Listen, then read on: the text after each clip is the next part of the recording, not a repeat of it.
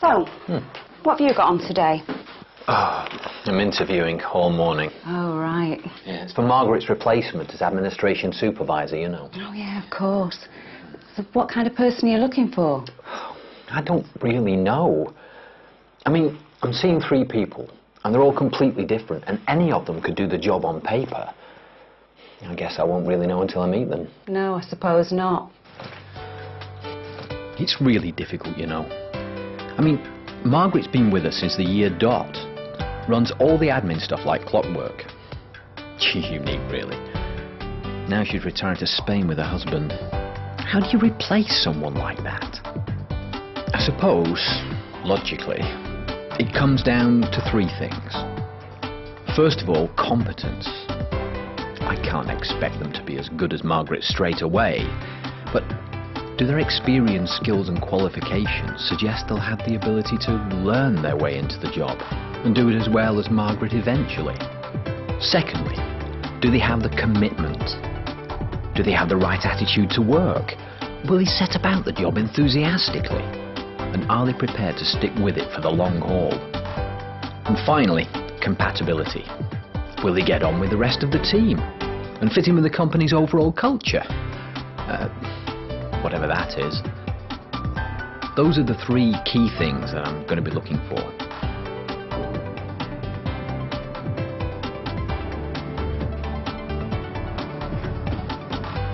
Morning, Helen. Morning. Morning, Margaret. Morning, Peter. Oh, any chance of talking to you about that cleaning contract today? Sure, sometime this afternoon. I'm going to be tied up with interviews all morning. Are you still sure I can't persuade you to change your mind? Sorry. It's sun, sea and sangria for me, just as soon as you found someone. I know. I know.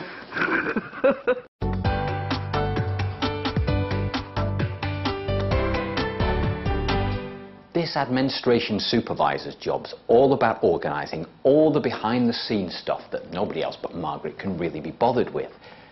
Things like the stationery supplies, the cleaners, the coffee machines, the photocopiers. The stuff that nobody really notices, but without which the place would fall apart, so it's really a vital role. I've got a fairly open mind, really, on what would be the right kind of person. Could be male or female, and age isn't particularly important. I think that these are the best 3 applications. They couldn't be more different. Now, Sally Collins here would probably be the favourite at this stage if this was a horse race. Mid-30s, plenty of relevant experience, succinct, well-presented CV, tells me what I need to know without loads of waffle. Well, I'm 36 and I've always worked in office jobs of one kind or another. For the last couple of years I've been working at the dental surgery in town, basically running the office. But to be honest, I could do with a change. Some of the other people there, they're not really my speed, you know? And some of the patients, whinging and whining if they're in a little bit of pain and can't get to see a dentist instantly. Get a grip. I think, compared to working there, this job should be a doddle. And then there's Michelle Platt. Possibly longer odds on her. From her letter, she sounds really bubbly and lively and fun to have around, but she's young. And her office experience is obviously at a very junior level. Still, it's a good application. Something tells me there could be some potential there. Well, I'm 21 and I'm a bit bored with my current job. It's really quiet. People hardly seem to talk to each other some days. I think this sounds much more lively. Much more opportunity to get involved and get on. I'm enthusiastic, I'm good with people, and I like a laugh. And I think they're going to like that. And I'm sure I could do the job. Oh yeah, no problem. Now on paper, this one probably looks like the outsider of the 3, David Fieldhouse.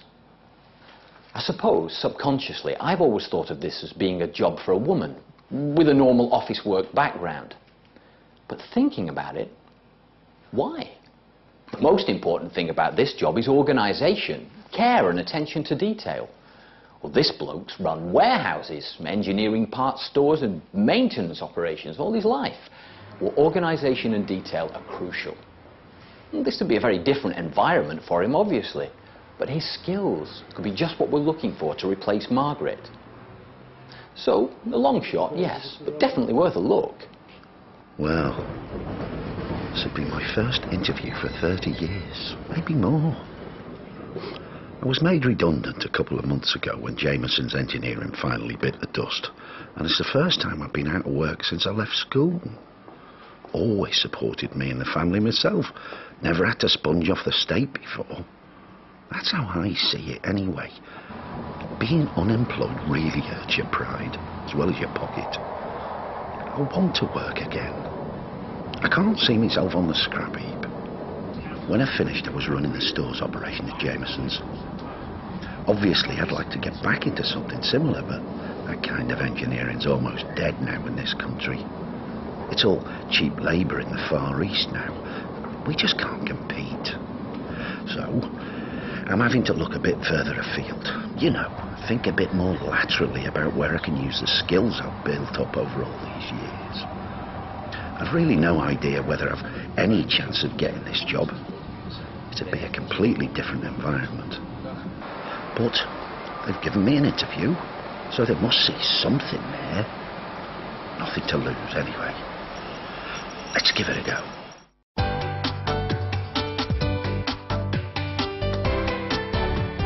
So I think, at this stage, sticking with the horse racing metaphors, the odds are probably like this.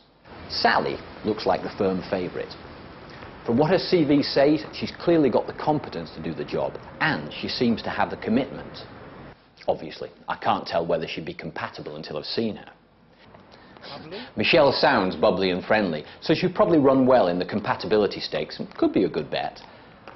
But she's got limited experience, and it's hard to tell whether she's got the staying power to be committed to a longer-term career with the company, rather than just wanting a job. On paper, David seems to be the outsider, but I don't know. Whilst he'd be new to this business, he's got clearly transferable skills, and I'm sure he'd be highly committed to making a success of it.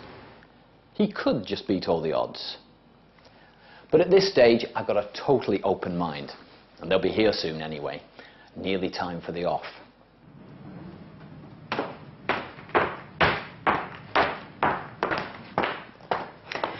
Peter Nicholson, please. I have an appointment to see him at 10 o'clock. Certainly. Can I take your name, please? Sally Collins. OK, if you'd like to take a seat, I'll let her know you're here. Would you like any tea or coffee while you're waiting? No, thanks.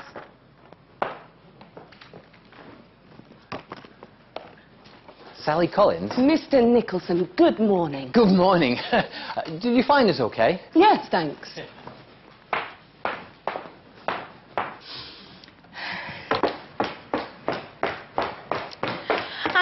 I've got an interview with Peter Nicholson at 11 o'clock. The name's Michelle Platts. OK, I'll let her know you're here. Would you like to take a seat? Tom. Oh, would you like a tea or coffee while you're waiting? No, I'm all right with banana, thanks. So, what's it like to work here, then? Seems like a nice place. Oh, yes, everybody's very friendly here. Michelle Platt?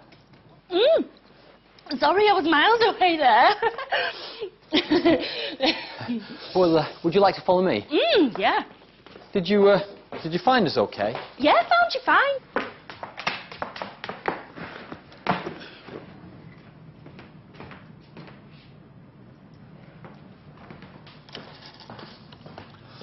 Hello, my name's David Fieldhouse. I have an appointment to see Mr. Nicholson at 12 o'clock.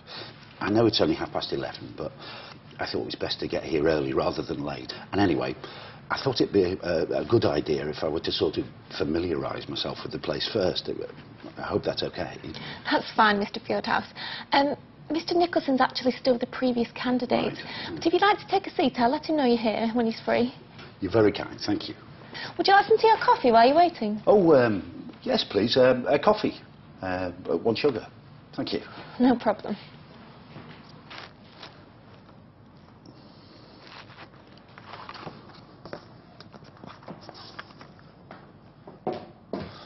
Thank you. You're welcome. He knows you're here now. It shouldn't be much longer. Oh, there's no hurry. I've not got much else to be doing.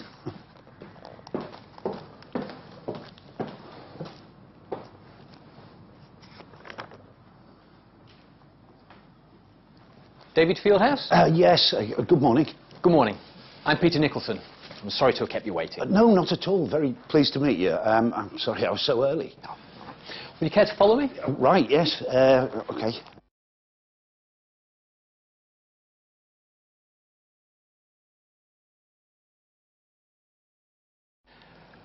There's a lot of evidence that interviewers often make their minds up about people in the very first few minutes, or even in the first 30 seconds, based on gut feel first impressions, rather than what they actually say. So the first impression you create is vital. With Sally, for example, my instant feeling was that she came across as very focused and businesslike, but at the same time as rather cold and brusque.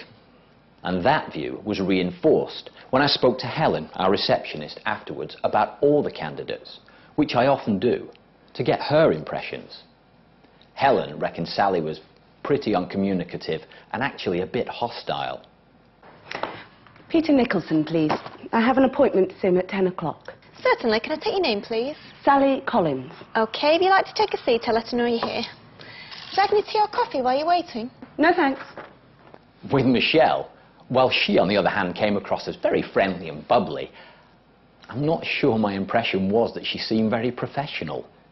I don't think the way she was dressed helped much. Not exactly conservative, with a short skirt and the high heels and all that makeup. 11 o'clock. The name's Michelle Platt. I'm not sure eating while you're waiting for the interview's a good idea. And when I came out to meet her, she seemed surprised and unprepared. Michelle Platt? Sorry, I was miles away there. And possibly because she didn't really have her wits about her, she shook hands with me in a rather fumbled way. But anyway, as I say, she was certainly very confident, chatty and personable. Confident, though, probably isn't the adjective that would first come to mind when thinking about David.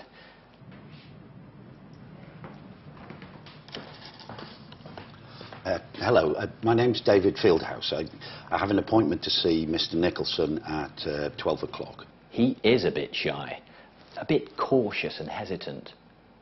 Perhaps a bit of a plodder in a way, but you could probably forgive that in someone who's worked all his life and who's attended his first interview for over 30 years. In any case, that kind of quiet caution and attention to detail is probably no bad thing in the role we're talking about here.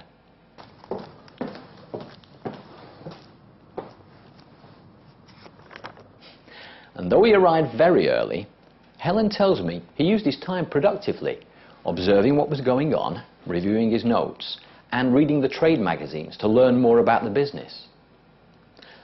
I don't think it says that he's a poor timekeeper, just that he's thorough and likes to be prepared. So, do I think the odds have shifted? Well, we're only in the first few furlongs, but let's just say that I think David might be coming up on the rails.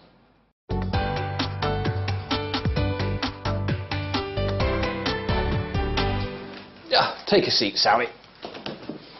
Thank you. So, you're working at the dental surgery in town at the moment. I thought I recognised you. Oh?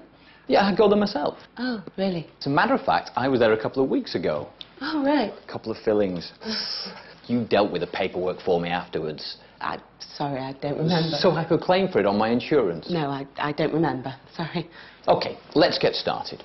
Now, what is it about your previous experience in your job at the dental surgery that makes you think you'll be able to do this job? Well, I think if I can run the office of such a busy dental surgery, then doing this job, where the pressure should be much less, should be fairly straightforward. All the things it involves, like dealing with the office supplies and stationery, the cleaning and so on, are all things I've handled before, so I should be able to get up to speed pretty much from day one.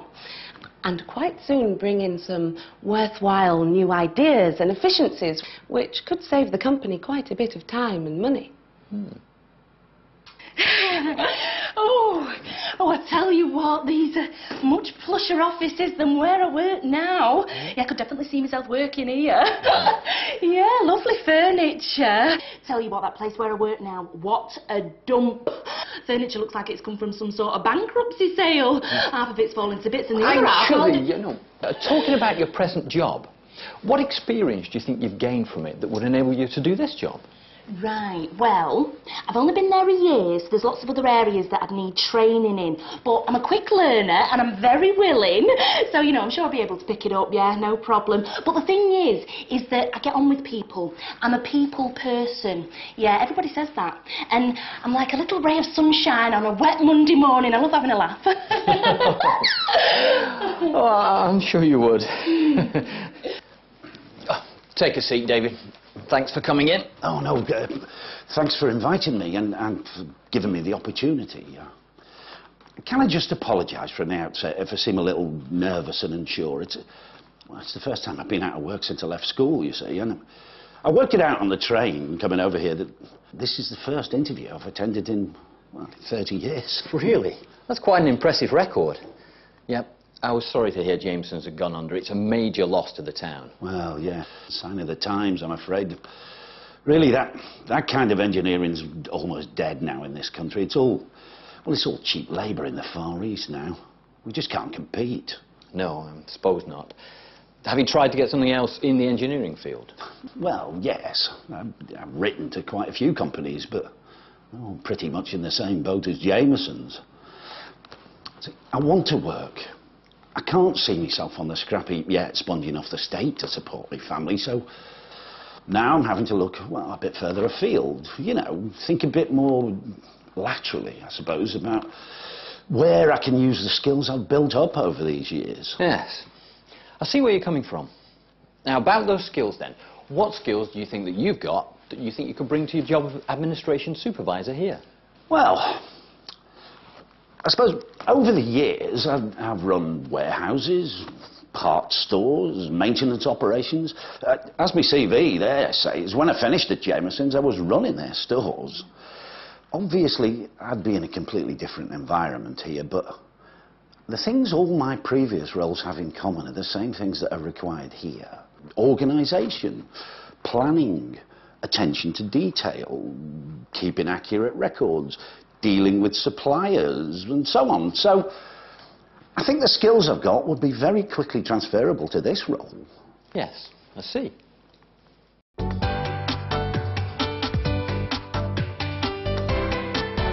So, what is it that appeals to you about this job? What made you apply? Well, the money's quite good, and it would be very convenient. It's much easier to get to here than the surgery, and the parking there's a nightmare. Plus, I think I'd get on with the people here better.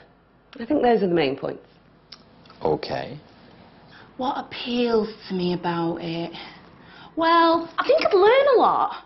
But I think it'd be really good fun as well. You know, I like being at the centre of things. I like meeting people, chatting with people, having a laugh. And everybody here seems really nice, and I think we'd get on well.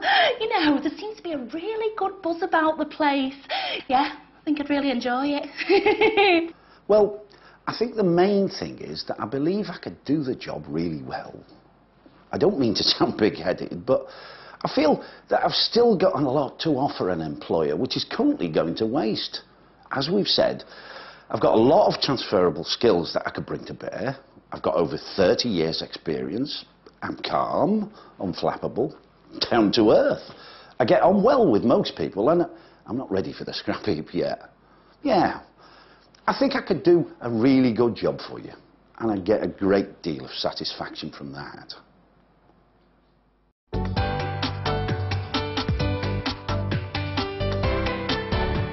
You mentioned before you thought you'd get on better with the people here than the people you work with at the moment. I was just wondering why you thought that. Well, you know, I think the people here are likely to be a bit more my speed. Some of the women at the office in the surgery are more interested in talking about whichever mindless celebrities in this week's Heat magazine or last night's EastEnders than they are about anything more highbrow than that. I don't tend to have much to do with them. And some of the patients, the great unwashed, whinging and whining if they're in a little bit of pain and can't see a dentist, instantly. Get a grip, that's what I say. Yes, I think I'll feel much more comfortable working with the people here. Right, I understand. Well, yeah, I think it'd be a lot more funny. To be honest, I'm a bit bored with my current job. It's really quiet. People hardly seem to talk to each other some days. I think this sounds much more lively, much more opportunity to get involved. You mentioned before you get on well with most people. Are there any types of people you don't get on with? Well, I suppose just people who are honest and genuine with you. I guess I've always worked on the principle that if you treat people like you would like to be treated yourself, then you should be okay. Over the years, I've come into contact with all sorts of people in companies, from managing directors to tea ladies, as well as loads of people externally. And I can't really think of anyone that I haven't got on okay with. Everyone I've met here so far seems very nice and friendly, so I think I'd be really happy here.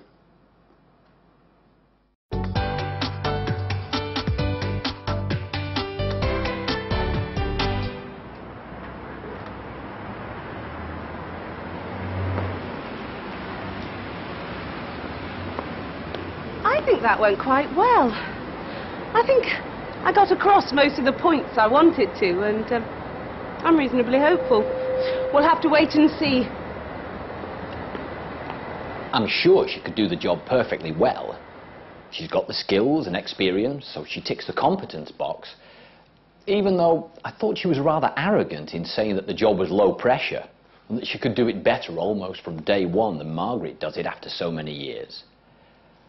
But I'd be much more worried about her commitment and her compatibility. She seems to be more concerned about what she can get out of the job rather than what she can put into it. Well, the money's quite good, and it would be very convenient. It's much easier to get to here than the surgery, and the parking there's a nightmare. And I'm not really sure I could see me and the team working well with her. Some of the women at the office in the surgery are more interested in talking about whichever mindless celebrities in this week's Heat magazine or last night's EastEnders than they are about anything more highbrow than that. I don't tend to have much to do with them. So allied to the fact that she was such hard work before and at the start of the interview, I think she soon started to get people's backs up. She looked good on paper, but I think Sally's beaten herself, really.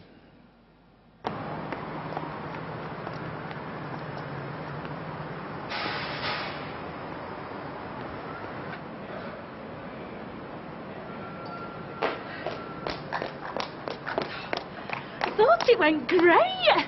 Peter Nicholson's really nice, and I think I could learn to do the job, and I'd really enjoy working here. Fingers crossed. With Michelle, I think it's almost the opposite problem. She'd get on great with everybody, but unfortunately that's all she really seems to be bothered about. But the thing is that I get on with people. I'm a people person. Yeah, everybody says that. And I'm like a little ray of sunshine on a wet Monday morning. I love having a laugh. My first impression of her professionalism wasn't that good, and although she's probably got the potential to do the job well eventually, I'm not sure we can afford to wait that long. Well, I've only been there a year, so there's lots of other areas that I'd need training in, but I'm a quick learner and I'm very willing, so, you know, I'm sure I'll be able to pick it up, yeah, no problem. So although she'd be great to have around, I'm afraid Michelle's going to be another non-runner.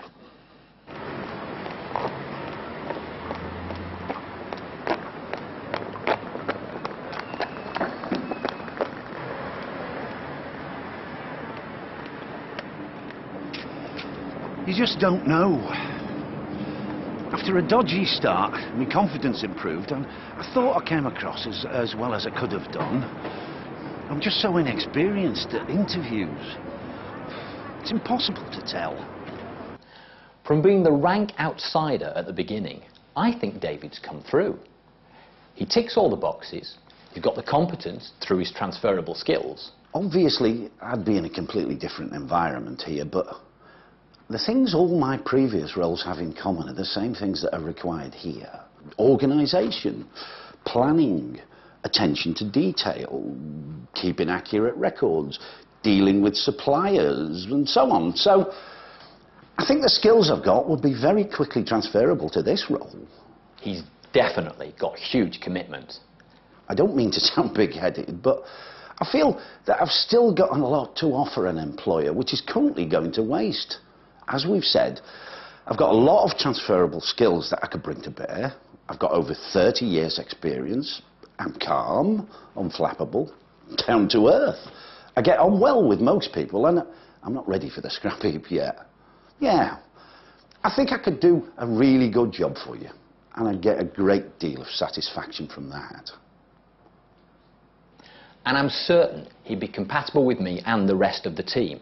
I guess I've always worked on the principle that if you treat people like you would like to be treated yourself, then you should be okay. Over the years, I've come into contact with all sorts of people in companies, from managing directors to tea ladies, as well as loads of people externally. And I can't really think of anyone that I haven't got on okay with. So against all the odds, I think David's the one passing the finishing post first.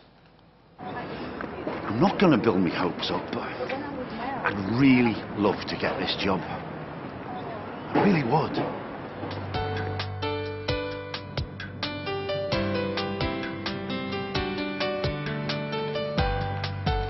Morning, Helen. Morning, David. Morning, Peter. Oh, Peter, I could really do with speaking to you sometime today about that photocopier maintenance contract. Sure, I'm in all day. What, about 10:30? Fine, yeah, I'll see you then. Excellent. OK. Right, so if we get the thing at the top there.